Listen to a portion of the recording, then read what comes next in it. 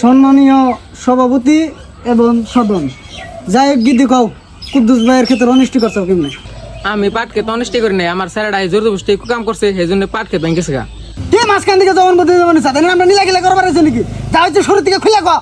আমি ছাগল নাই রেদিবার গেছিলাম, সেই সঙ্গে স্যারেরা আমার বুক লাইলো। পরে আয় আমার খারাপ কাম করবা কয়। কি খারাপ কাম করছো খুলে কও।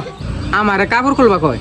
ওই মিছা কথা কস কাম তোর কখন কাপড় খুলবা গেছি? এই চেটার ভাই এক থাপ্পড় দে মতে এলাম এনে তোর আমি কথা কইবার গেছি।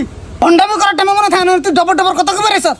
ভাই তুই খুলে কও এনে শরীয়তের বিচার হইতেছে এনে ভন্ডামি চুদা পারে স্যার। অনি সব আমি এত না করছি, আমার কোনো কথাই শুন নাই।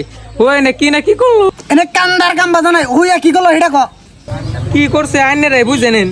কি করলো ওটা আমরা কেমন করুম? অনেক কি আমরা আসিলাম নি দেওয়ানি সাহেব অনেক কিছু বুঝছেন? না না আমি তো কিছু বুঝলাম না। আমার হাতে নুস্তামি করছে। দেওয়ানি সাহেব ওরা আমার 2.5 বিঘা জায়গা পাট ক্ষেত মলন দিছে, এটার আমি চূড়ান্ত বিচার চাই। রাও তুমি তো ভালো পারো না, এনে আমরা দেখতেছি তো। শর্মান আলী চা দিয়ে যাও। বিস্কুট কো? যাই হোক গিদির জবানবন্দিতে আমরা সবাই বুঝলাম। গিদি তুমি অন বহ। এই সাহেল গিদি যেটি কথা কয়ে গেল সব কথা কি হাসা?